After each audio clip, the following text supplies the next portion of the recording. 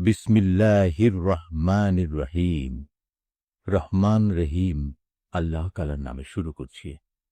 আসসালামু আলাইকুম ওয়া রাহমাতুল্লাহি ওয়া বারাকাতুহু। আপনারা যে যেখানে থাকুন, আপনাদের উপর আল্লাহ তাআলার রহমত নাজিল হোক তার অপরিসীম বারাকাত। সুধী মণ্ডলী, বিশ্ববাসীর প্রতি আল্লাহ তাআলার সর্বশেষ রহমত ও বরকতের প্রতীক কোরআনে কারীমের দিকে আমরা আপনাদের উদাত্ত আহ্বান জানাই কোরআনের প্রতিষ্ঠিত নিরাপত্তা ও অনাবিল প্রশান্তির দিকে। কোরআনে হাকিমের সম্মানিত বাহক নবী রাহমত হযরত মুহাম্মদ মুস্তাফা সাল্লাল্লাহু আলাইহি ওয়াসাল্লামের মহান নামে নিযুত কোটি দরুদ ও সালাম জানিয়ে আমরা শুরু করতে যাচ্ছি কোরআনে কারীমের পূর্ণাঙ্গ তেলাওয়াত ও এর সহজ সরল বাংলা অনুবাদ। বাংলা অনুবাদে কণ্ঠ দিয়েছেন সৈয়দ ইসমাত তোয়াহা। পূর্ণ বাংলা অনুবাদ সহ ৩০ পারা কোরআনের তেলাওয়াতের এই মোবারক তোহফাটি আপনাদের কাছে উপস্থাপন করছে বিশ্বনন্দিত কোরআন গবেষণা প্রতিষ্ঠান আল কোরআন একাডেমি, লন্ডন। এই সিডিতে তেলাওয়াত করেছেন কোরআনের শিল্প ও সৌন্দর্যমণ্ডিত জাদুকণ্ঠ কারি আব্দুল বাসেত। বাংলা অনুবাদ করেছেন আল কোরআন একাডেমি লন্ডনের ডাইরেক্টর জেনারেল, আন্তর্জাতিক খ্যাতিসম্পন্ন কোরআন গবেষক হাফেজ মুনিরুদ্দিন আহমদ। কোরআনের এই সিডিটি প্রযোজনা করেছেন আল কোরআন একাডেমি লন্ডনের ডাইরেক্টর মোহতারামা খাদিজা আখতার জাই। সূরা আল ফাতিহা। রহমান রহিম আল্লাহ তাআলার নামে। সমস্ত প্রশংসা আল্লাহ তাআলার জন্যে। তিনি সৃষ্টিকুলের মালিক। তিনি পরম দয়ালু, অতি মেহেরবান। তিনি বিচার দিনের মালিক। হে মালিক, আমরা তোমারই বন্দেগী করি এবং তোমারই সাহায্য চাই। তুমি আমাদের সরল ও অবিচল পথটি দেখিয়ে দাও। তাদের পথ যাদের উপর তুমি অনুগ্রহ করেছ, তাদের পথ নয় যাদের উপর অভিশাপ দেওয়া হয়েছে, এবং তাদের পথ নয় যারা পথভ্রষ্ট হয়ে গেছে। সূরা বাকারা। রহমান রহিম আল্লাহ তাআলার নামে। আলিফ লাম মিম। এই সেই মহাগ্রন্থ আল কোরআন। তাতে কোনো সন্দেহ নেই যারা আল্লাহ তাআলাকে ভয় করে। এই কিতাব কেবল তাদের জন্যই পথপ্রদর্শক, যারা না দেখে আল্লাহ তাআলাকে বিশ্বাস করে, যারা নামাজ প্রতিষ্ঠা করে। তাদের আমি যা কিছু দান করেছি তারা তা থেকে আমারে নির্দেশিত পথে ব্যয় করে। যারা তোমার উপর যা কিছু নাজিল করা হয়েছে তার উপর ঈমান আনে তোমার আগে নবীদের উপর যা কিছু নাজিল করা হয়েছে তার উপর। সর্বোপরি তারা পরকালের উপরও ঈমান আনে। সত্যিকার অর্থে এ লোকগুলোই তাদের মালিকের দেখানো সঠিক পথের উপর রয়েছে, এবং এরাই হচ্ছে সফলকাম। যারা এ বিষয়গুলো অস্বীকার করে তাদের তুমি পরকালের কথা বলে সাবধান করো আর না করো, কার্যত উভয়টাই তাদের জন্য সমান কথা। এরা কখনো ঈমান আনবে না। ক্রমাগত কুফরি করার কারণে আল্লাহ তাআলা তাদের মন, মগজ ও শ্রবণ শক্তির উপর মোহর মেরে দিয়েছেন। এদের দৃষ্টিশক্তির উপরও এক ধরনের আবরণ পড়ে আছে। যারা এ ধরনের লোক, তাদের জন্য পরকালের কষ্টদায়ক শাস্তি রয়েছে।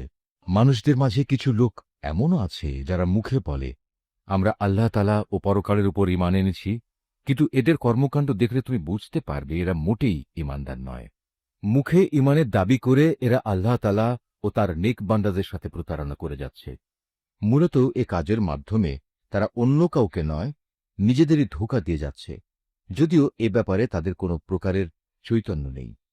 আসলে এদের মনের ভেতর রয়েছে এক ধরনের মারাত্মক ব্যাধি। প্রতারণার কারণে আল্লাহ তাআলা এদের সে ব্যাধি বাড়িয়ে দিয়েছেন। তাদের জন্য রয়েছে আল্লাহ তাআলার পক্ষ থেকে পীড়াদায়ক আযাব, কেননা তারা মিথ্যা বলছিল। তাদের যখন বলা হয় তোমরা এই শান্তিপূর্ণ জমিনে অশান্তি ও বিপর্যয় সৃষ্টি করো না, তখন তারা বলে না, আমরাই তো বরং সংশোধনকারী। অথচ এরাই হচ্ছে জমিনে যাবতীয় বিপর্যয় সৃষ্টিকারী, যদিও তারা এ ব্যাপারে কোনো চৈতন্য রাখে না। তাদের যখন বলা হয় অন্য লোকেরা যেমন ঈমান এনেছে তোমরাও তেমনিভাবে ঈমান আনো, তারা বলে হে নবী, তুমি কি চাও আমরাও নির্বোধ লোকদের মতো ঈমান আনি? আসলে নির্বোধ তো হচ্ছে এরা নিজেরাই, যদিও তারা এ কথাটা জানে না। মোনাফেকদের অবস্থা হচ্ছে তারা যখন ঈমানদার লোকদের সাথে মিলিত হয় তখন বলে, আমরা ঈমান এনেছি। আবার যখন একাকী তাদের শয়তানদের সাথে মিলিত হয় তখন বলে, আমরা তো তোমাদের সাথেই আছি। ঈমানের কথা বলে ওদের সাথে আমরা ঠাট্টা করছিলাম মাত্র। মূলত আল্লাহ তাআলাই তাদের সাথে ঠাট্টা করে যাচ্ছেন। আল্লাহ তাআলাই তাদের অবকাশ দিয়ে রেখেছেন। তারা তাদের বিদ্রোহে বিভ্রান্তের ন্যায় ঘুরে বেড়াচ্ছে। এরা জেনে বুঝে হেদায়েতের বিনিময়ে গোমরাহি কিনে নিয়েছে। তাদের এ ব্যবসাটা কিন্তু মোটেই লাভজনক হয়নি এবং এরা সঠিক পথের অনুসারীও নয়। এদের উদাহরণ হচ্ছে সে হতভাগ্য ব্যক্তির মতো, যে অন্ধকারে আগুন জ্বালাতে চাইল। যখন তা তার গোটা পরিবেশটাকে আলোকোজ্জ্বল করে দিল, তখন হঠাৎ করে আল্লাহ তাআলা তাদের কাছ থেকে আলোটুকু ছিনিয়ে দিলেন এবং তাদের এমন অন্ধকারে ফেলে রাখলেন যে তারা কিছুই দেখতে পেল না। এদের অবস্থা হচ্ছে, এরা কানেও শোনে না, চোখেও দেখে না, মুখ দিয়ে কথাও বলতে পারে না। অতএব এসব লোক সঠিক পথের দিকে ফিরে আসবে না। অথবা এদের উদাহরণ হচ্ছে আসমান থেকে নেমে আসা বৃষ্টির মতো, এর মাঝে রয়েছে আবার অন্ধকার, মেঘের গর্জন ও বিদ্যুতের চমক। বিদ্যুৎ গর্জন ও মৃত্যুর ভয়ে এরা নিজেদের কানে নিজেদের আঙুল ঢুকিয়ে রাখে। এরা জানে না আল্লাহ তাআলা কাফেরদের সকল দিক থেকেই ঘিরে রেখেছেন। তাতে এদের অবস্থা নাজুক হয়ে পড়ে। মনে হয় এখনই বিদ্যুৎ এদের চোখ নিষ্প্রভ করে দেবে। এ আতঙ্কজনক অবস্থায় আল্লাহ তাআলা যখন এদের জন্য একটু আলো জ্বালিয়ে দেন, তখন এরা সেদিকে চলতে থাকে। আবার যখন তিনি তাদের উপর অন্ধকার চাপিয়ে দেন, তখন এরা একটু থমকে দাঁড়ায়। অথচ আল্লাহ তাআলা চাইলে সহজেই তাদের শোনার ও দেখার ক্ষমতা ছিনিয়ে নিতে পারতেন। নিশ্চয়ই তিনি সর্বশক্তিমান। হে মানুষ, তোমরা সেই মহান আল্লাহ তাআলার দাসত্ব স্বীকার করো, যিনি তোমাদের এবং তোমাদের আগে যারা ছিল তাদের সবাইকে পয়দা করেছেন। আশা করা যায় এর ফলে তোমরা যাবতীয় সংকট থেকে বেঁচে থাকতে পারবে। তিনি সে মহান সত্তা, যিনি জমিনকে তোমাদের জন্য শয্যা বানালেন, আসমানকে বানালেন ছাদ এবং আসমান থেকে পানি পাঠালেন। তার সাহায্যে তিনি নানা প্রকারের ফলমূল উৎপাদন করে তোমাদের জীবিকার ব্যবস্থা করলেন। অতঃপর তোমরা জেনে বুঝে এসব কাজে আল্লাহ তাআলার সাথে কাউকে শরীক করো না। আমি আমার বান্দার উপর যে কিতাব নাজিল করেছি তার সত্যতার ব্যাপারে যদি তোমাদের কোনো সন্দেহ থাকে, তাহলে যাও, তার মতো করে একটি সূরা তোমরাও রচনা করে নিয়ে এসো। এক আল্লাহ ছাড়া তোমাদের আর যেসব বন্ধু বান্ধব রয়েছে তাদেরও প্রয়োজনে সহযোগিতার জন্য ডাকো, যদি তোমরা তোমাদের দাবিতে সত্যবাদী হও। কিন্তু তোমরা যদি তা না করতে পারো, এবং আমি জানি তোমরা তা কখনই করতে পারবে না, তাহলে তোমরা দোজখের সেই কঠিন আগুনকে ভয় করো, যার ইন্ধন হবে মানুষ ও পাথর। আল্লাহ তাআলাকে যারা অস্বীকার করে তাদের জন্যই এটা প্রস্তুত করে রাখা হয়েছে। অতঃপর যারা এই কিতাবের উপর ঈমান এনেছে এবং ভালো কাজ করেছে, তাদের তুমি হে নবী সুসংবাদ দাও এমন এক জান্নাতের, যার নিচ দিয়ে ঝর্ণা প্রবাহিত হতে থাকবে। যখনই তাদের এ জান্নাতের কোনো একটি ফল দেয়া হবে, তখনই তারা বলবে, এ ধরনের ফল তো ইতিপূর্বেও আমাদের দেওয়া হয়েছিল। তাদের মূলত এমনি ধরনের জিনিসই সেখানে দেওয়া হবে। তাদের জন্যে আরও সেখানে থাকবে পবিত্র সহধর্মী এবং সহধর্মিণী, এবং তারা সেখানে অনন্তকাল ধরে অবস্থান করবে। সত্য প্রমাণের জন্যে আল্লাহ তাআলা মশা কিংবা তার চাইতে ওপরে যা কিছু আছে তার উদাহরণ দিতেও লজ্জাবোধ করেন না। যারা আল্লাহর বাণীতে বিশ্বাস স্থাপন করে তারা জানে এ সত্য আল্লাহর কাছ থেকেই এসেছে। আর যারা আগেই সত্য অস্বীকার করেছে, তারা একে না মানার অজুহাত দিতে গিয়ে বলে, আল্লাহ তাআলা এ উদাহরণ দ্বারা কি বুঝাতে চান? এভাবে একই ঘটনা দিয়ে আল্লাহ তাআলা অনেক লোককে গুমরাহিতে নিমজ্জিত করলেও বহু লোককে তিনি আবার এ দিয়ে হেদায়েতের পথও দেখান। আর কতিপয় পাপাচারী ব্যক্তি ছাড়া তিনি তা দিয়ে অন্য কাউকে গুমরাহিতে নিমজ্জিত করেন না। এরা হচ্ছে সেসব লোক যারা আল্লাহর ফরমান মেনে চলার প্রতিশ্রুতি দেওয়ার পর তা ভঙ্গ করে। ব্যক্তি ও সমাজ জীবনে আল্লাহ তাআলা যেসব সম্পর্কের ভিত মজবুত করতে বলেছেন তা তারা ছিন্ন করে। সর্বোপরি জমিনে অহেতুক বিপর্যয় সৃষ্টি করে। এরাই হচ্ছে আসল ক্ষতিগ্রস্ত। তোমরা আল্লাহকে কিভাবে অস্বীকার করবে? অথচ তোমরা প্রথম দিকে ছিলে মৃত। তিনি তোমাদের জীবন দিয়েছেন, পুনরায় তিনি তোমাদের মৃত্যু দেবেন। অতঃপর সর্বশেষে তিনি আবার তোমাদের জীবন দান করবেন, এবং এভাবেই তোমাদের একদিন তাঁর কাছে ফিরে যেতে হবে। তিনি সেই মহান সত্তা যিনি এ পৃথিবীর সব কিছু তোমাদের ব্যবহারের জন্য তৈরি করেছেন। অতঃপর তিনি আসমানের দিকে মনোনিবেশ করলেন এবং তাকে 7 আসমানে বিন্যস্ত করলেন। তিনি সবকিছু সম্পর্কেই সম্যক অবগত আছে। হে নবী, স্মরণ করো যখন তোমার মালিক তাঁর ফেরেশতাদের সম্বোধন করে বললেন, আমি পৃথিবীতে আমার খলিফা বানাতে চাই। তারা বলল, তুমি কি এমন কাউকে খলিফা বানাতে চাও যে তোমার জমিনে বিশৃঙ্খলা ও বিপর্যয় সৃষ্টি করবে এবং স্বার্থের জন্যে তারা রক্তপাত করবে? আমরাই তো তোমার প্রশংসা সহকারে তোমার তসবিহ পড়ছি এবং প্রতিনিয়ত তোমার পবিত্রতা বর্ণনা করছি। আল্লাহ তাআলা বললেন, আমি যা জানি তোমরা তা জানো না। আল্লাহ তাআলা অতঃপর তাঁর খলিফা আদমকে প্রয়োজনীয় সব জিনিসের নাম শিখিয়ে দিলেন। পরে তিনি সেগুলো ফেরেশতাদের কাছে পেশ করে বললেন, তোমাদের আশঙ্কার ব্যাপারে তোমরা যদি সত্যবাদী হও, তাহলে তোমরা আমাকে এর নামগুলো বলো তো। ফেরেশতারা বলল, হে আল্লাহ তাআলা, তুমি পবিত্র, আমাদের তো এর বাইরে আর কিছুই জানা নেই যা তুমি আমাদের শিক্ষা দিয়েছ। তুমিই একমাত্র জ্ঞানী, একমাত্র কুশলী। আল্লাহ তাআলা এবার আদমকে বললেন, তুমি ফেরেশতাদের সে নামগুলো বলে দাও। অতএব আদম আল্লাহর নির্দেশে ফেরেশতাদের সামনে নামগুলো যখন সুন্দরভাবে বলে দিল, তখন আল্লাহ তাআলা বললেন, আমি কি তোমাদের বলিনি যে আমি আসমানসমূহ ও জমিনের যাবতীয় গোপন বস্তু জানি, এবং তোমরা যা কিছু প্রকাশ করো আর যা কিছু গোপন করো আমি তাও ভালোভাবে জানি। আল্লাহ তাআলা যখন ফেরেশতাদের বললেন, তোমরা সম্মানের প্রতীক হিসেবে আদমের জন্যে সাজদা করো, অতঃপর তারা আল্লাহর আদেশে আদমের সামনে সাজদা অবনত হল, শুধু ইবলিস ছাড়া। সে সাজদা করতে অস্বীকার করল এবং অহংকার করল। অতঃপর সে নাফরমানদের দলে সামিল হয়ে গেল। আমি বললাম, হে আদম, তুমি এবং তোমার স্ত্রী পরম সুখে এই বেহেশতে বসবাস করতে থাকো এবং এ নিয়ামত থেকে যা তোমাদের মন চায় তাই তোমরা স্বাচ্ছন্দ্যের সাথে আহার করো। তবে এই গাছটির পাশেও যেও না, অন্যথায় তোমরা দুজনই সীমা লঙ্ঘনকারীদের মধ্যে সামিল হয়ে যাবে। কিন্তু শয়তান শেষ পর্যন্ত সেখান থেকে তাদের উভয়ের পদস্খলন ঘটাল। তারা উভয়ে বেহেশতের যেখানে ছিল সেখান থেকে সে তাদের বের করেই ছাড়ল। আর আমি তাদের বললাম, তোমরা একজন আরেকজনের দুশমন হিসেবে এখান থেকে নেমে পড়ো। তোমাদের পরবর্তী বাসস্থান হবে পৃথিবী। সেখানে একটি নির্দিষ্ট সময় পর্যন্ত তোমাদের জন্য জীবনের যাবতীয় উপকরণ থাকবে। অতঃপর আদম তার মালিকের কাছ থেকে হেদায়েত সম্বলিত কিছু বাণী পেল। আল্লাহ তাআলা তার উপর ক্ষমা পরবশ হলেন। অবশ্যই তিনি বড় মেহেরবান ও ক্ষমাশীল। আমি তাদের বললাম, তোমরা সবাই এবার এখান থেকে নেমে যাও। তবে যেখানে যাবে অবশ্যই সেখানে আমার পক্ষ থেকে তোমাদের কাছে জীবন বিধান সম্পর্কিত হেদায়েত আসবে। অতঃপর যে আমার সেই বিধান মেনে চলবে তার কোনো ভয় নেই, তাদের কোনো প্রকার উৎকণ্ঠিতও হতে হবে না। আর যারা আমার বিধান অস্বীকার করবে এবং আমার আয়াতসমূহ মিথ্যা প্রতিপন্ন করে লাগামহীন জীবন যাপন করবে, তারা অবশ্যই জাহান্নামের বাসিন্দা হবে। তারা সেখানে চিরদিন থাকবে। হে বনী ইসরাইল জাতি, তোমাদের উপর আমি যেসব নিয়ামত দিয়েছি তোমরা সেগুলো স্মরণ করো। আমার আনুগত্যের প্রতিশ্রুতি তোমরা পূর্ণ করো।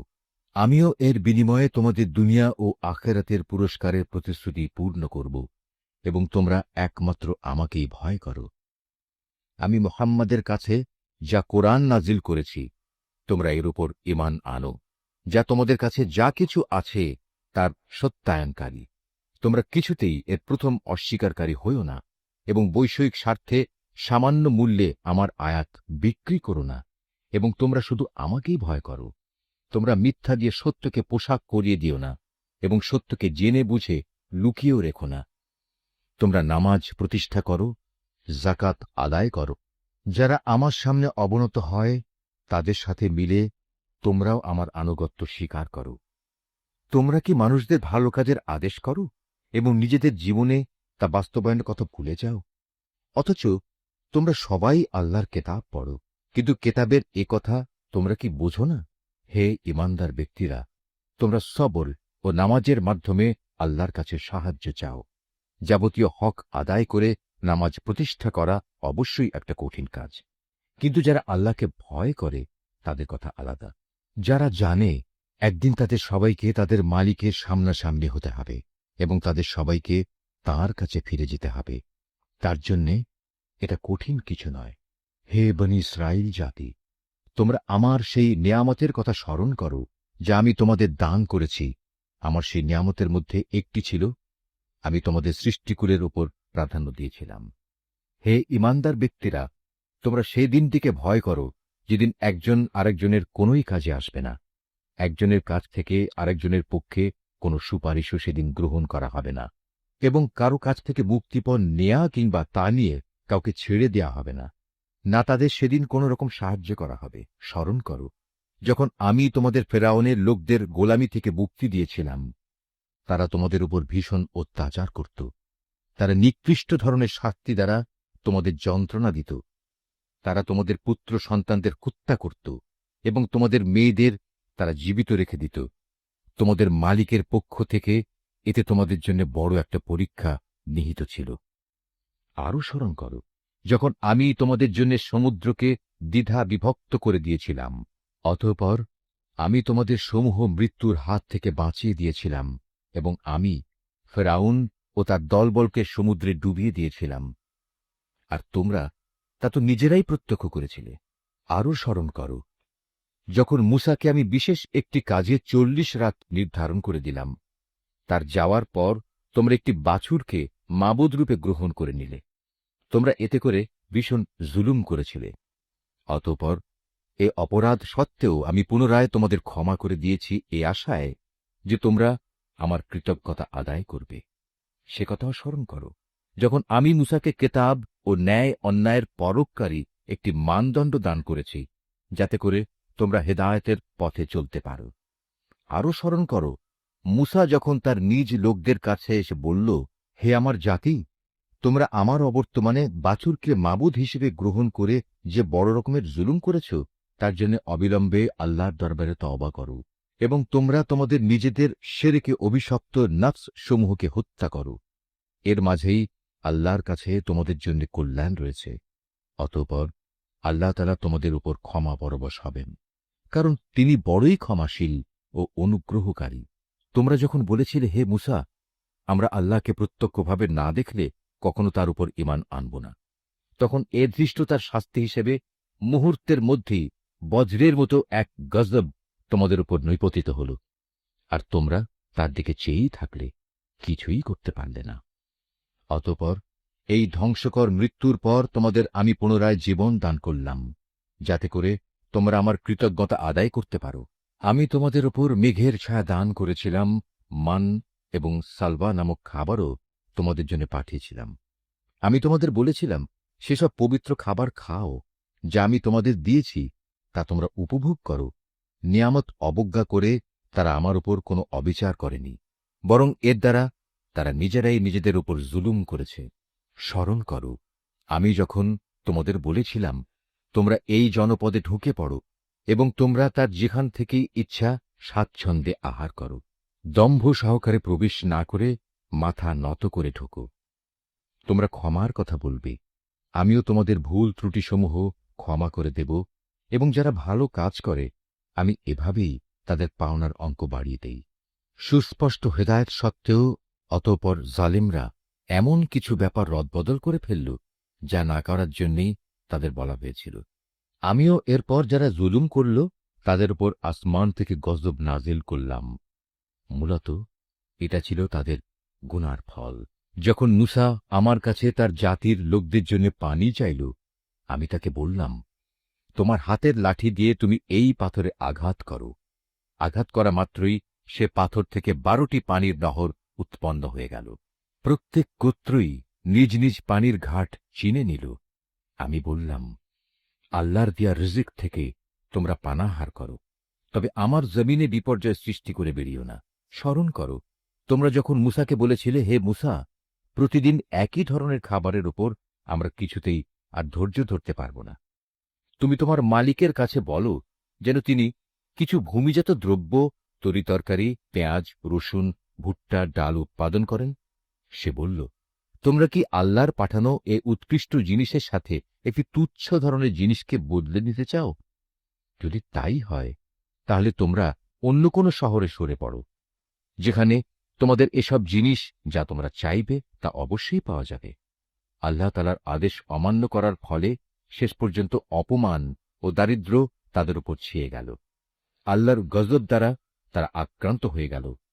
এটা এ কারণে যে এরা ক্রমাগত আল্লাহর আয়াতকে অস্বীকার করতে থাকল এবং আল্লাহর নবীদের অন্যায়ভাবে হত্যা করতে থাকল। আর এ সব কিছু এজন্যই ছিল যে তারা আল্লাহর সাথে নাফরমানি ও সীমা লঙ্ঘন করছিল। যারা ঈমান আনে, তারা খ্রিস্টান হোক, ইহুদি হোক কিংবা সাবি হোক, তারাই হবে মুসলমান। এদের যে কেউ আল্লাহর উপর ঈমান আনবে পরকালের উপর এবং যথার্থ ভালো কাজ করবে, তাদের জন্য তাদের মালিকের কাছে পুরস্কার রয়েছে এবং এসব লোকের যেমন কোনো ভয় নেই, তেমনি তারা চিন্তিতও হবে না।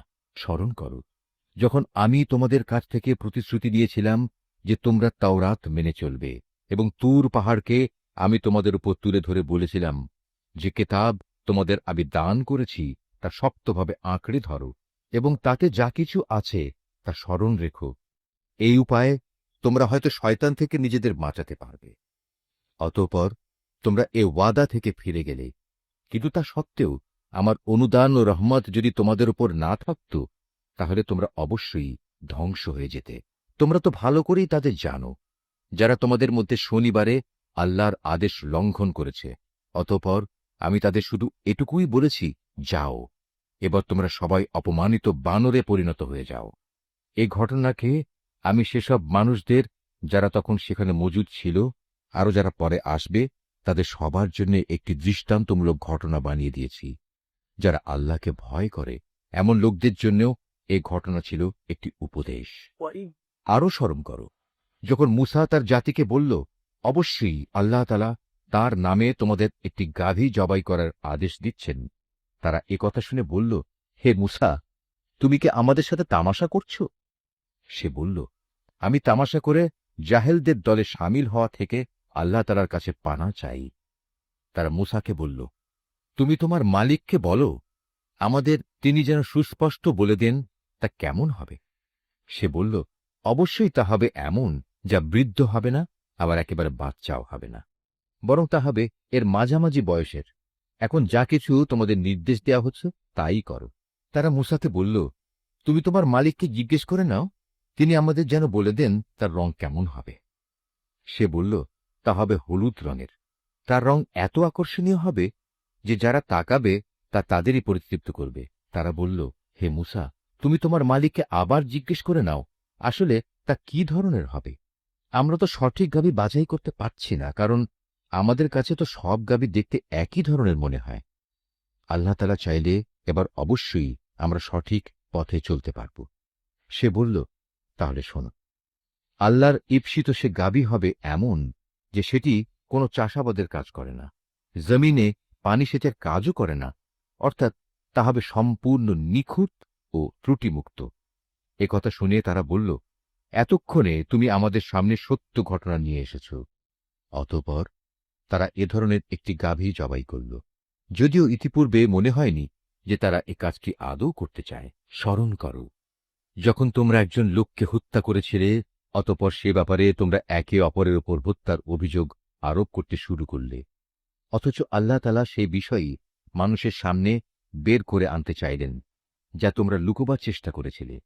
হত্যাকারীকে খুঁজে বের করার জন্যে আমি তোমাদের বললাম, কোরবানি করা সেই গাভীর শরীরের একাংশ দিয়ে তোমরা একে মৃদু আঘাত করো।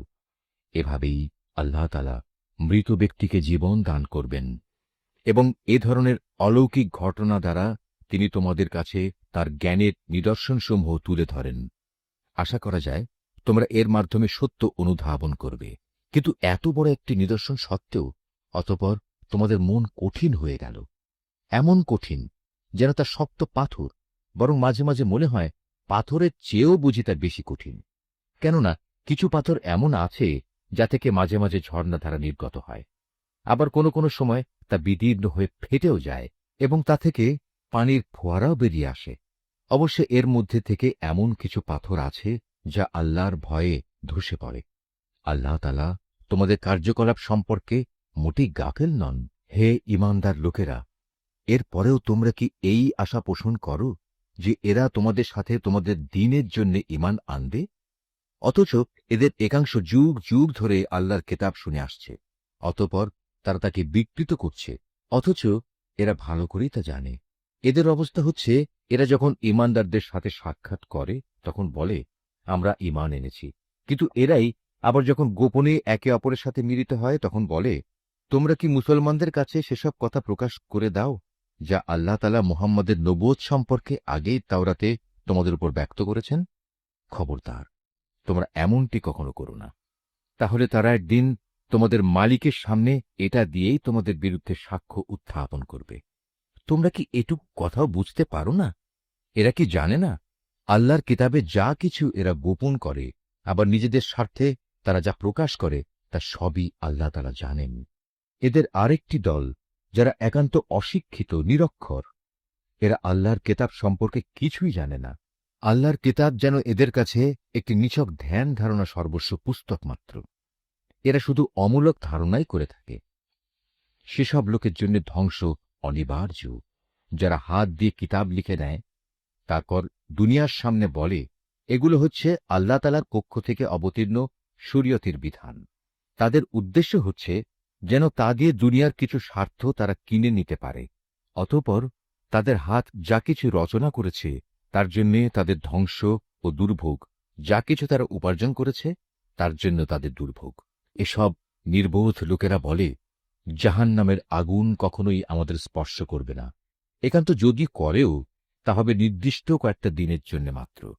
হে নবী, তুমি তাদের বলো, তোমরা কি আল্লাহর কাছ থেকে এমন কোন প্রতিশ্রুতি আদায় করে নিয়েছ? আল্লাহ তাআলা তো কখনো তার প্রতিশ্রুতি ভঙ্গ করেন না। না তোমরা জেনে বুঝেই আল্লাহ তাআলা সম্পর্কে এমন সব কথা বলে বেড়াচ্ছ যা তোমরা নিজেরাই জানো না। হ্যাঁ, যে কোনো ব্যক্তি স্বেচ্ছায় অপরাধ করেছে এবং যাকে তার পাপ ঘিরে রেখেছে, এমন লোকেরাই হচ্ছে জাহান্নামের অধিবাসী, এবং সেখানে তারা চিরদিন অবস্থান করবে। আবার যারাই আল্লাহর উপর ঈমান আনবে এবং ভালো কাজ করবে, তারা বেহেশতবাসী হবে, তারা সেখানে চিরদিন থাকবে। যখন আমি বনী ইসরায়েলদের কাছ থেকে এ মর্মে প্রতিশ্রুতি নিয়েছিলাম যে তোমরা আল্লাহ তাআলা ছাড়া অন্য কারো ইবাদত করবে না এবং মাতা পিতার সাথে সদ্ব্যবহার করবে, আত্মীয় স্বজন, এতিম মিসকিনদের সাথে ভালো ব্যবহার করবে, মানুষদের সুন্দর কথা বলবে, নামাজ প্রতিষ্ঠা করবে, যাকাত প্রদান করবে, কিন্তু এ সত্ত্বেও তোমাদের মধ্যে সামান্য কিছু সংখ্যক লোক ছাড়া অধিকাংশই অতঃপর সেদিন ফিরে গেছ। এভাবেই তোমরা প্রতিশ্রুতি থেকে মুখ ফিরিয়ে নিয়েছিলে।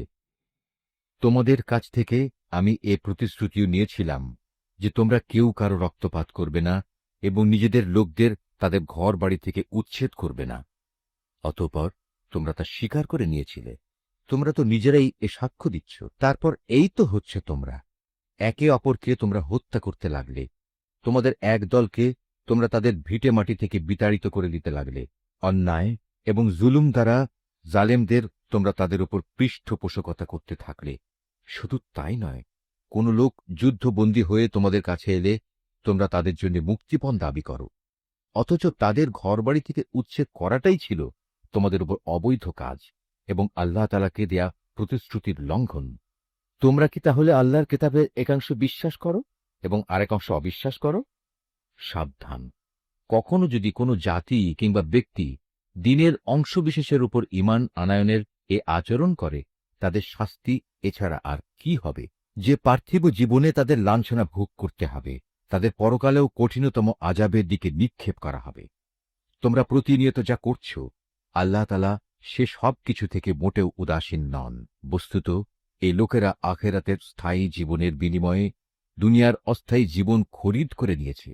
এরা যেহেতু আযাব বিশ্বাসই করেনি, তাই আল্লাহ তাআলার পক্ষ থেকে তাদের আযাব কিঞ্চিত পরিমাণও হালকা করা হবে না, আর না তাদের কোনো দিক থেকে কোনো রকম সাহায্য করা হবে। আমি মূসাকে কিতাব দিয়েছি, তারপর একে একে আমি আরো অনেক নবী পাঠিয়েছি এবং বাপ ছাড়া সন্তান পয়দা হওয়ার মতো সুস্পষ্ট নিদর্শন দিয়ে আমি মরিয়ম পুত্র ঈসাকে পাঠিয়েছি এবং আমার পাঠানো বাণী ও পবিত্র আত্মার মাধ্যমে তাকে আমি সাহায্য করেছি। অথচ যখনই তোমাদের কাছে আল্লাহর কোনো নবী আসত, তোমাদের মনোপুত না হলে তোমরা অহংকারের বশবর্তী হয়ে তাদের অস্বীকার করেছ। তাদের কাউকে তোমরা মিথ্যাবাদী বলেছ, আবার তাদের একদলকে তোমরা হত্যাও করেছ। তারা বলে, হেদায়েতের জন্যে আমাদের মন ও তার দরজা বন্ধ হয়ে আছে। আসলে আল্লাহ তাআলাকে তাদের ক্রমাগত অস্বীকার করার কারণে তিনি তাদের উপর অভিসম্পাত করেছেন। অতঃপর তাদের সামান্য পরিমাণ লোকই আল্লাহর উপর ঈমান এনেছে। যখনই তাদের কাছে আল্লাহর কাছ থেকে কিতাব নাজিল হল, যা তাদের কাছে মজুদ কিতাবের সত্যতা স্বীকার করে, তাছাড়া এর আগে তারা নিজেরাই সমাজের অন্যান্য কাফেরদের উপর বিজয়ী হওয়ার জন্য এ কিতাব ও তার বাহকের আগমন কামনা করেছিল। কিন্তু আজ যখন তা তাদের কাছে এলো এবং যা তারা যথাযথ চিনতেও পারল, তাই তারা অস্বীকার করল। যারা আল্লাহর কিতাব অস্বীকার করে তাদের উপর আল্লাহর অভিসম্পাত নাজিল হোক। কত নিকৃষ্ট বস্তু সেটি, যার বিনিময়ে তারা তাদের নিজেদের মন প্রাণ বিক্রয় করে দিয়েছে। শুধু গোঁড়ামির বশবর্তী হয়েই তারা আল্লাহর নাজিল করা বিধান অস্বীকার করেছে, শুধু এ কারণে যে আল্লাহ তাআলা তার বান্দাদের মধ্যে থেকে যাকে চান তাকে নবুয়ত দিয়ে অনুগ্রহ করেন। তাদের এ কুফরির ফলে তারা ক্রোধের উপর ক্রোধে আক্রান্ত হল। আর কাফেরদের জন্য তো এমনই অপমানজনক শাস্তি রয়েছে, যখন তাদের বলা হয় আল্লাহ তাআলা যা কিছু নাজিল করেছেন তার উপর ঈমান আনো। তারা বলে, আমরা তো শুধু সেসব কিছুর উপর ঈমান আনি যা আমাদের বনী ইসরাইল জাতির উপর নাজিল করা হয়েছে। এর বাইরে যা তারা অস্বীকার করে অথচ তা একান্ত সত্য, তা তাদের কাছে নাজিল করা আল্লাহর কথাগুলোকেও সত্য বলে স্বীকার করে। হে নবী, তুমি বলো, তোমরা যদি বিশ্বাসী হও তাহলে আল্লাহর নবীদের ইতিপূর্বে তোমরা কেন হত্যা করেছিলে? তোমাদের কাছে তো একসময় সুস্পষ্ট নিদর্শন সহকারে মূসাও নবী হয়ে এসেছিল, অথচ তার সামান্য কয়েকদিনের অনুপস্থিতির পরই তোমরা একটি বাছুরকে মাবুদ হিসেবে গ্রহণ করে নিলে। কত বড় জালেম ছিলে তোমরা! আরও স্মরণ করো, যখন আমি তোমাদের কাছ থেকে একটি প্রতিশ্রুতি আদায় করেছিলাম, তোমাদের মাথার উপর তুর পাহাড় তুলে ধরে আমি বলেছিলাম, যা কিছু বিধি বিধান আমি তোমাদের দিয়েছি তা শক্ত করে আঁকড়ে ধরো এবং আমার কথাগুলো শুনো। এর জবাবে তারা মুখে তো বলল, হ্যাঁ, আমরা তোমার কথা শুনেছি, কিন্তু বাস্তব জীবনে তা অস্বীকার করে বলল, আমরা তা অমান্য করলাম। আসলে আল্লাহ তাআলাকে তাদের অস্বীকার করার কারণে সেই বাছুরকে মাবুদ বানানোর নেশা তখনও তাদের মনকে আকৃষ্ট করে রেখেছিল। তুমি তাদের বলো, যদি তোমরা সত্যি মোমেন হও তাহলে বলতে পারো, এটা কত খারাপ ঈমান যা একজন ব্যক্তিকে এ ধরনের কাজের আদেশ দেয়। যদি তোমরা মনে করো অন্যদের বদলে পরকালের নিবাস আল্লাহর কাছে শুধু তোমাদের জন্য নির্দিষ্ট, তাহলে যাও, তা পাওয়ার জন্যে তোমরা মৃত্যু কামনা করো, যদি তোমরা সত্যবাদী হও। হে নবী, তুমি জেনে রাখো, এরা কখনোই কামনা করবে না আল্লাহর সাথে যে আচরণ এরা করেছে, এবং নিজেদের হাত দিয়ে এরা যা কিছু অর্জন করেছে তার পরিণাম জানার পর এরা কখনো তা কামনা করবে না। আল্লাহ তাআলা জালেমদের ভালো করেই জানেন। সত্যি কথা হচ্ছে, এদেরকেই বরং তুমি দেখতে পাবে বেঁচে থাকার ব্যাপারে এরা বেশি লোভী। আল্লাহ তাআলার সাথে যারা শিরক করে, এ বনী ইসরায়েলের লোকেরা তাদের চেয়েও এক কদম অগ্রসর। এদের প্রত্যেক ব্যক্তি 1000 বছর জীবিত থাকতে চায়, কিন্তু যত দীর্ঘ জীবনই এদের দেয়া হোক না কেন, তা কখনো এদের তার অবশ্যম্ভাবী আযাব থেকে বাঁচাতে পারবে না। আল্লাহ তাআলা এদের যাবতীয় কাজকর্ম পুঙ্খানুপুঙ্খ পর্যবেক্ষণ করেন। হে নবী, তুমি বলো, কে সে ব্যক্তি যে জিব্রাইলের শত্রু হতে পারে? অথচ সে তো আল্লাহর আদেশে আল্লাহর বাণীসমূহ তোমার অন্তঃকরণে নাজিল করে দেয়, তাও এমন এক বাণী যা তাদের কাছে মজুদ বিষয়সমূহের সত্যতা স্বীকার করে। সর্বোপরি এ হচ্ছে মোমেনদের জন্য সুসংবাদবাহী গ্রন্থ। যারা আল্লাহর শত্রু তার বাণীবাহক ফেরেশতার ও নবী রসুলের শত্রু জিব্রাইলের ও মিকাইলের, তারা একদিন একথাটা বুঝতে পারবে। স্বয়ং আল্লাহ তাআলাই হচ্ছেন কাফেরদের বড় শত্রু। অবশ্যই আমি তোমার কাছে সুস্পষ্ট নিদর্শন পাঠিয়েছি। পাপী ব্যক্তিরা ছাড়া এ সব কিছু কেউই অস্বীকার করতে পারে না, কিংবা যখনই তারা আল্লাহর সাথে কোনো ওয়াদা করেছে তখনই তাদের এক দল তা ভঙ্গ করেছে। আসলে তাদের অধিকাংশই ঈমানদার ছিল না। যখনই তাদের কাছে আল্লাহর পক্ষ থেকে কোনো নবী আসে এবং যে তাদের কাছে আগের কিতাবে যেসব কথা মজুদ রয়েছে তার সত্যতা স্বীকার করে, তখনই সেই আগের কিতাবের ধারকদের একটি দল পূর্ববর্তী কিতাবের কথাগুলো এমনভাবে তাদের পেছনের দিকে ফেলে দিল যেন তারা এ ব্যাপারে কিছুই জানে না। আল্লাহর প্রতি অবজ্ঞা প্রদর্শন করেই এরা ক্ষান্ত হয়নি। জাদুমন্ত্রের এমন কিছু জিনিসও এরা অনুসরণ করতে শুরু করল যা শয়তান কর্তৃক সুলাইমান নবীর রাজত্বের সময় সমাজে চালু করা হয়েছিল। সত্য কথা হচ্ছে, সুলাইমান কখনো জাদুকে আল্লাহ বিরোধী কাজে ব্যবহার করে আল্লাহকে অস্বীকার করেনি। আল্লাহকে তো অস্বীকার করেছে সেসব অভিশপ্ত শয়তান যারা মানুষকে জাদুমন্ত্র শিক্ষা দিয়েছে। জাদু পাগল মানুষদের পরীক্ষার উদ্দেশ্যে আল্লাহ তাআলা হারুত মারুত নামে যে দুজন ফেরেশতাকে ব্যাবিলনে পাঠিয়েছেন, আল্লাহর সেই দুজন ফেরেশতা কাউকে যখনই এ বিষয়ের শিক্ষা দিত, প্রথমেই তারা একথাটা তাদের বলে দিত, আমরা তো হচ্ছি আল্লাহর পরীক্ষা মাত্র। অতএব কোনো অবস্থায় তুমি এ বিদ্যা দিয়ে আল্লাহ তাআলাকে অস্বীকার করো না। এ সত্ত্বেও তারা তাদের কাছ থেকে এমন কিছু বিদ্যা শিখে নিয়েছিল যা দিয়ে এরা স্বামী স্ত্রীর মাঝে বিচ্ছেদের সৃষ্টি করত। যদিও আল্লাহর ইচ্ছা ছাড়া কোনো দিনই কেউ কারো সামান্যতম ক্ষতিও সাধন করতে পারবে না। তারা মূলত এমন কিছু শেখে যা তাদের কোনো উপকার যেমন করতে পারে না, তেমনি তা তাদের কোনো ক্ষতিও করতে পারে না। তারা যদি জানত শ্রম ও অর্থ দিয়ে যা তারা কিনে নিয়েছে পরকালে তার কোনো মূল্য নেই, তারা নিজেদের জীবনের পরিবর্তে যা ক্রয় করে নিয়েছে তা সত্যি নিকৃষ্ট। কত ভালো হতো যদি তারা কথাটা জানত। তারা যদি আল্লাহর উপর ঈমান আনত এবং তাকেই ভয় করত, তাহলে আল্লাহর পক্ষ থেকে তারা উৎকৃষ্টতম পুরস্কার পেত। কত ভালো হতো যদি তারা এটা অনুধাবন করত। হে ঈমানদার ব্যক্তিরা, ধৃষ্টতার সাথে কখনো বলো না, হে নবী, তুমি আমাদের কথা শোনো। বরং তার দৃষ্টি আকর্ষণ করার জন্যে বলো, হে নবী, আমাদের দিকে লক্ষ্য করো এবং তোমরা সর্বদা তার কথা শুনবে, মনে রাখবে। যারা তার কথা অমান্য করে তাদের জন্য অত্যন্ত বেদনাদায়ক শাস্তি রয়েছে।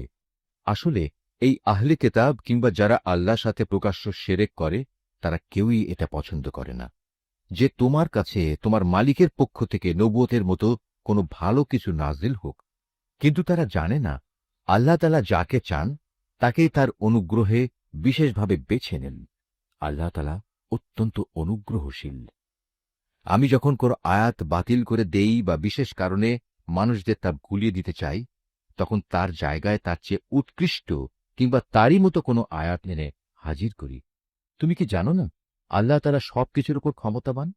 তুমি কি জানো না আসমান সমূহ ও জমিনের সার্বভৌমত্ব একমাত্র আল্লাহ তাআলার জন্যই নির্দিষ্ট? তিনি ছাড়া তোমাদের কোনো বন্ধু নেই, কোনো সাহায্যকারীও নেই। তোমরা কি তোমাদের নবীর কাছে সে ধরনের উদ্ভট প্রশ্ন করতে চাও যেমনি তোমাদের আগে মূসাকে করা হয়েছিল? কেউ যদি ঈমানকে কুফরির সাথে বদল করে নেয়, অবশ্যই সে ব্যক্তি সোজা পথ থেকে গোমরা হয়ে যাবে। আহলে কেতাবদের অনেকেই বিদ্বেষের কারণে চাইবে যেভাবেই হোক তোমাদের ঈমানের আলোর বদলে আবার সেই কুফরির অন্ধকারে ফিরিয়ে নিতে।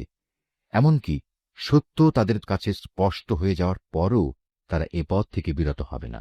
অতএব তাদের ব্যাপারে আল্লাহর সিদ্ধান্ত আসা পর্যন্ত তোমরা ক্ষমার নীতি অবলম্বন করো এবং তাদের সাথে ভালো ব্যবহার করো। আল্লাহ তাআলা সব কিছুর উপর অবশ্যই ক্ষমতাশালী। তোমরা নামাজ প্রতিষ্ঠা করো এবং যাকাত আদায় করো। এর মাধ্যমে যেসব নেকি তোমরা আল্লাহর কাছে অগ্রিম পাঠাবে, তার কাছে এর সবই তোমরা মজুদ পাবে। তোমরা যা কিছুই করো আল্লাহ তাআলা অবশ্যই এর সব কিছু দেখতে পান। তারা বলে, ইহুদি ও খ্রিস্টান ছাড়া আর কেউই বেহেশতে যাবে না। আসলে এটা হচ্ছে তাদের মিথ্যা কল্পনা। তুমি, হে নবী, বলো, যদি তোমরা সত্যবাদী হও তাহলে তোমাদের দলিল প্রমাণ নিয়ে এসো।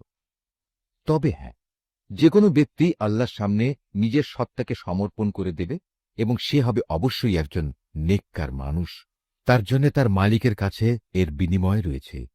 তাদের কোনো ভয়ভীতি নেই, আর না সেদিন তাদের চিন্তান্বিত হতে হবে। ইহুদিরা বলে খ্রিস্টানরা কোনো কিছুর উপর প্রতিষ্ঠিত নয়। খ্রিস্টানরা বলে ইহুদিরা কোনো কিছুর উপর প্রতিষ্ঠিত নয়। অথচ এদের অবস্থা হচ্ছে এরা উভয়ই আল্লাহর কেতাব পাঠ করে, আদৌ আল্লাহর কেতাবের কোনো কিছুই জানে না। এমন লোকেরা আবার এদের উভয় সম্পর্কে একই ধরনের কথা বলে। তারা যে বিষয়ে মতবিরোধ করছে, আল্লাহ তাআলা শেষ বিচারের দিনে সে বিষয়ে তাদের মাঝে মীমাংসা করে দেবেন। সে ব্যক্তির চেয়ে বড় জালেম আর কে আছে, যে ব্যক্তি আল্লাহর ঘর মসজিদে তার নাম স্মরণ করতে বাধা দেয় এবং তার ধ্বংস সাধনে সচেষ্ট হয়। এ ধরনের লোকদের বস্তুত তাতে ঢোকার কোনো যোগ্যতাই নেই।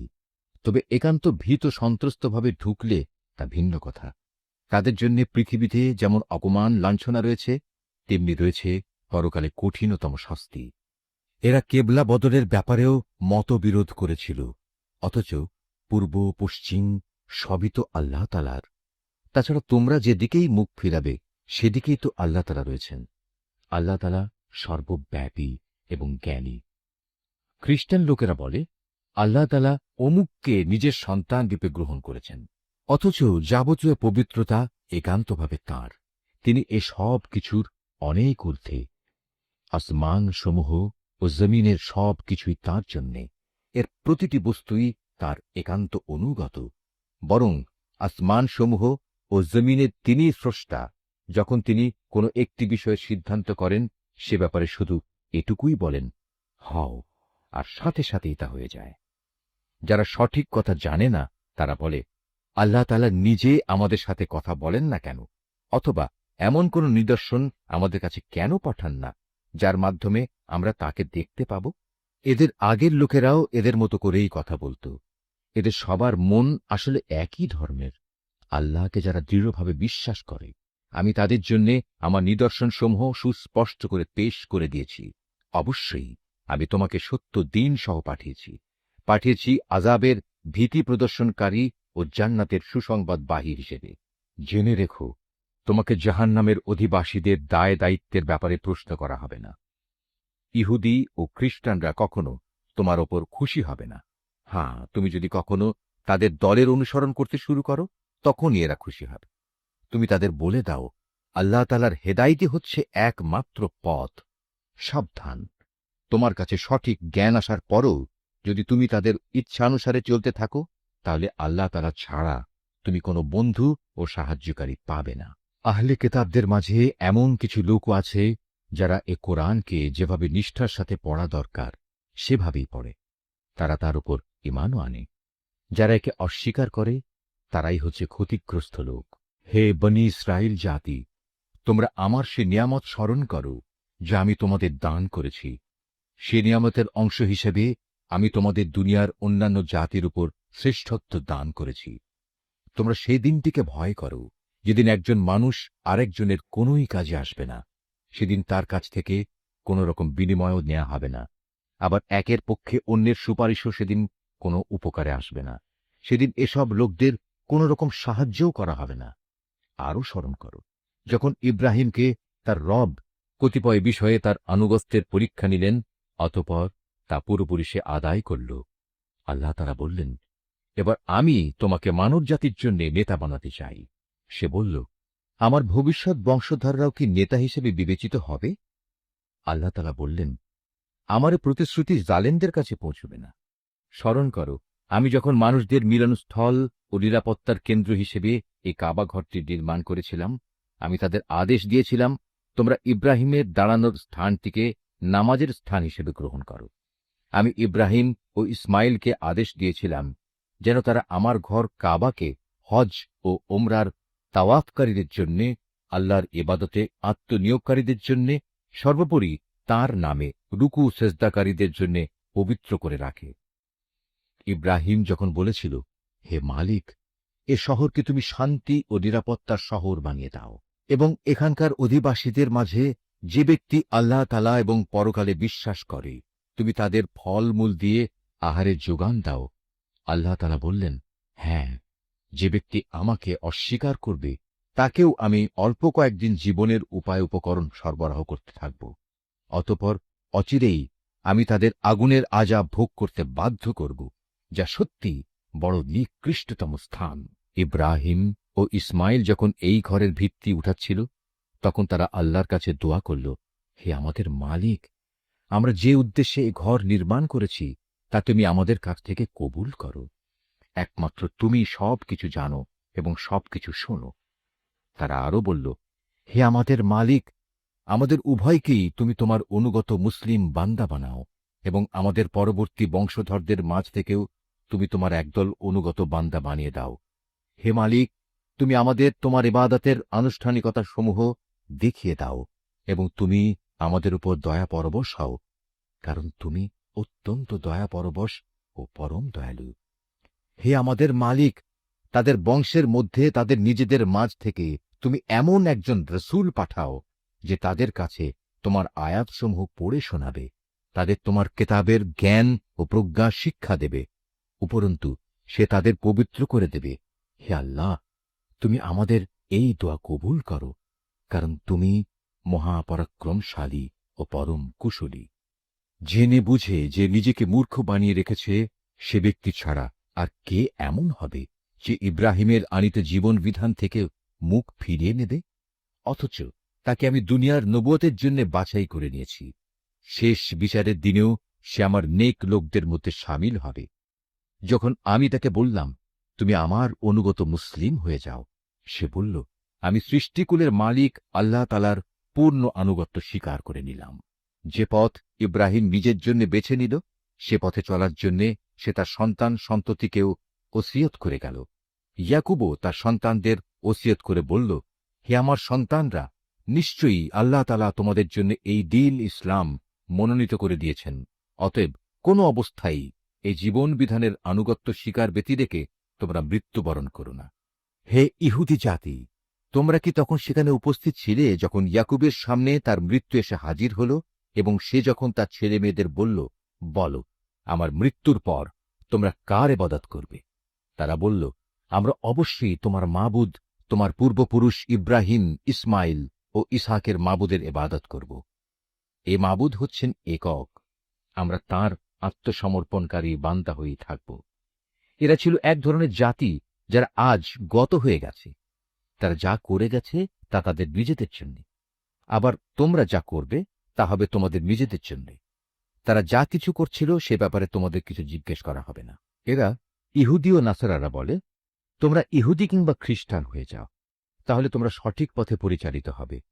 হে নবী, তুমি বলো, আমাদের কাছে তো বরং ইব্রাহিমের একনিষ্ঠ মতাদর্শই রয়েছে, আর সে কখনো মুশরিকদের অন্তর্ভুক্ত ছিল না।